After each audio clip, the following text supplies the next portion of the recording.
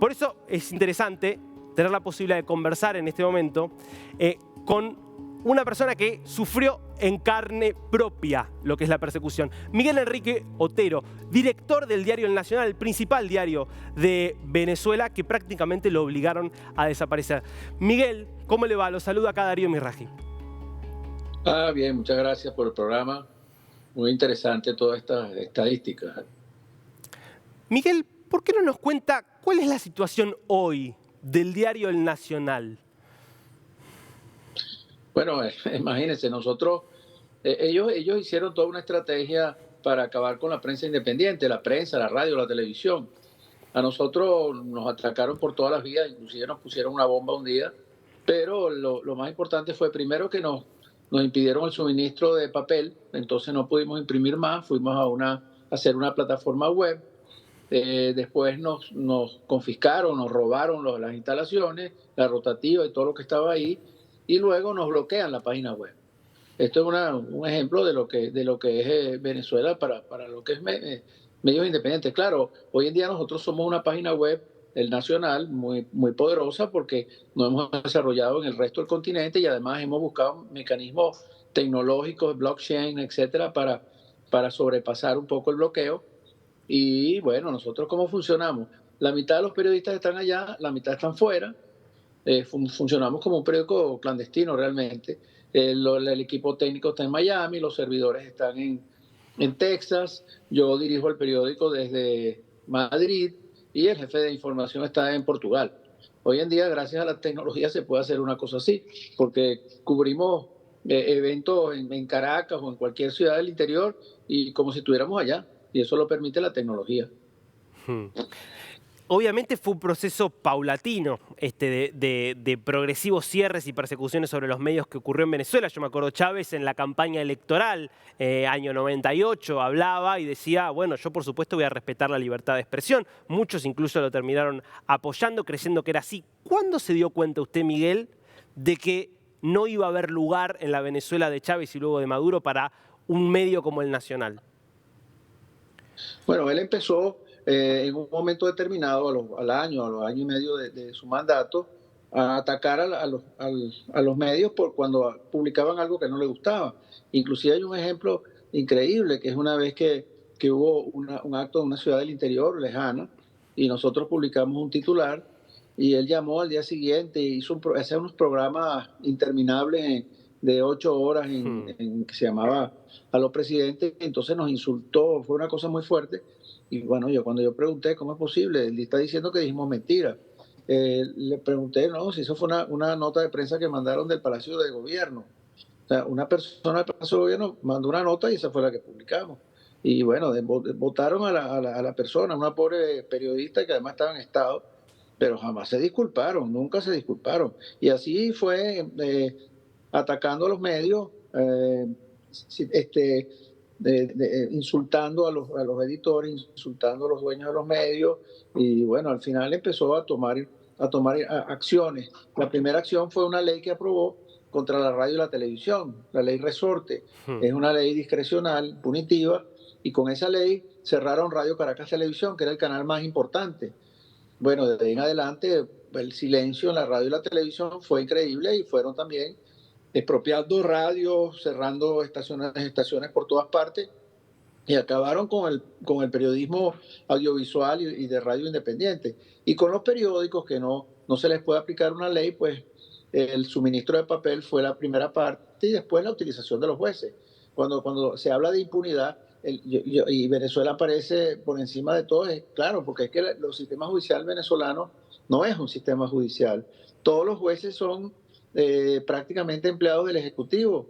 El juez hace lo que le dé la gana al régimen. Entonces, cuando quieren criminalizar a alguna persona, un fiscal le ordena a un juez que abra un expediente y el juez toma medidas cautelares.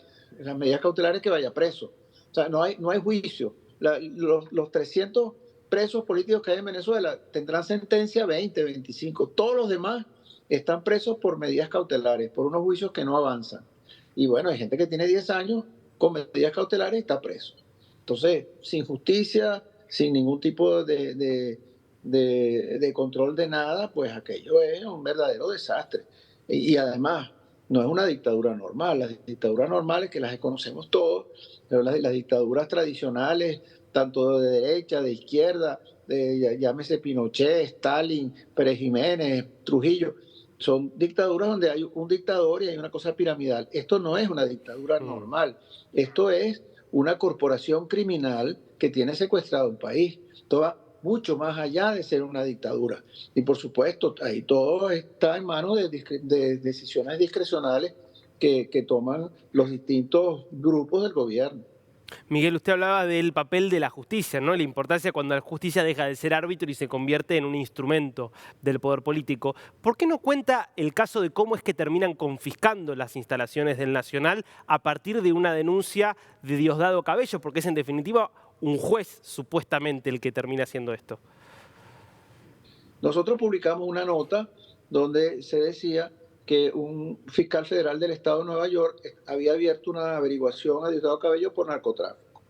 En ese momento, Diosdado Cabello era presidente de la Asamblea Nacional, pero es que la nota no era nuestra. Nosotros habíamos reproducido una nota que había publicado el diario ABC de España y que la reprodujeron 80 periódicos del continente, incluyendo Wall Street Journal, incluyendo Washington Post, porque él era el presidente de la Asamblea Nacional. Entonces, él nos introdujo una demanda de difamación. No le introdujo demanda de difamación a ABC, que es el origen de la noticia.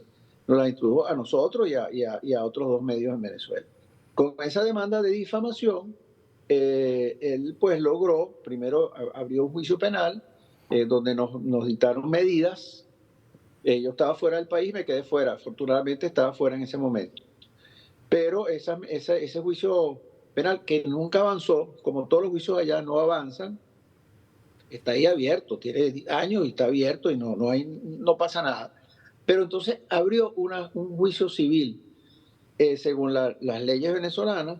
Para abrir un juicio civil por una demanda de difamación tiene que haber una sentencia penal. No hay sentencia penal, porque ese juicio no avanza, pero abrió el juicio civil y el juicio civil progresó. Ese juicio, no, claro, lo ganó inmediatamente Diosdado Cabello y nos condenaron a pagar $1.000.000. Pero ese era el momento donde la inflación en Venezuela era de 1 millón anual. Entonces, mientras dictaron la sentencia y nos fueron a cobrar, $1.000.000 se convirtió en $1, a pesar que había sido corregido por inflación, por el Banco Central, que engañaba al país. Entonces, Diosdado Cabello entró en cólera, fue al Tribunal Supremo, que ellos lo manejan como les da la gana. El Tribunal Supremo se llevó el juicio para allá y entonces dictaminaron que teníamos que pagarle $13 millones a Diosdado Cabello, que además no hay demandas en dólares, la hicieron con una moneda que se llama Petro. Pero eso tampoco bastó, porque cuando el Tribunal Supremo dictamina esa sentencia, es una cosa surrealista. Entonces el ejército, sin que haya la orden del tribunal o que me hayan ido a cobrar, nada, el ejército tomó el edificio, sacó a todos los que estaban en el edificio, incluyendo personas que tenían espacios alquilados, y se quedaron con el edificio. Y ahí está el ejército. Nunca han hecho nada. Más bien, como todas las cosas que ellos expropian o que ellos se roban, pues eso está ahí abandonado y bueno, es la historia contemporánea de Venezuela. Es El impresionante. Estado expropia y lo que expropia lo destruye. Es impresionante aparte porque ni siquiera respetan los mismos parámetros de la justicia, que ya de por sí es injusticia y responde a ellos, ¿no? No respetan, Ni no eso respetan. respetan. Le hago una última No. pregunta, Miguel. En su experiencia, ¿qué es lo que más le molesta de la prensa independiente a dictadores como por ejemplo Nicolás Maduro? Bueno, les molesta que queden en evidencia todos sus negocios ilícitos.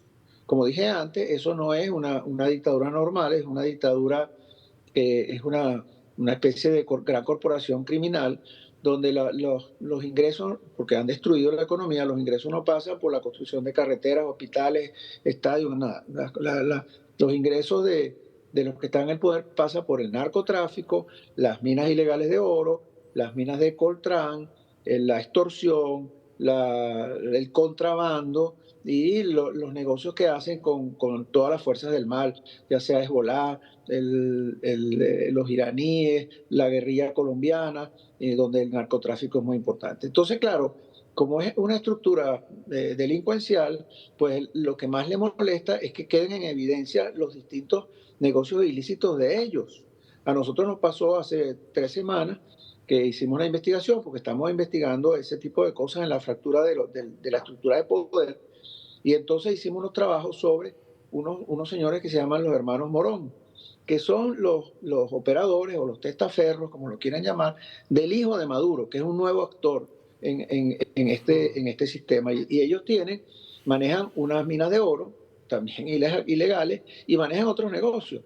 Pero al quedar en evidencia que este nuevo actor, que seguramente le está quitando negocios a otros de la misma corporación, entonces, bueno, los periodistas que tenemos allá, que no son los que hicieron la investigación, los buscaron con la policía, los llevaron, los Claro. interrogaron, y yo no tenía nada que contestar. A mí me imputaron de nuevo.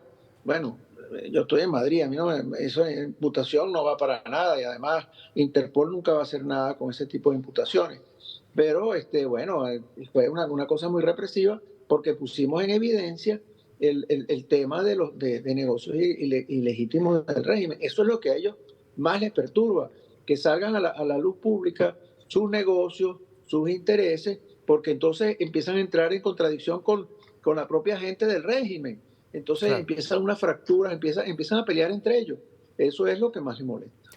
Miguel Enrique Otero, director del Diario Nacional. Muchísimas gracias por este tiempo con DNews. Gracias a ustedes.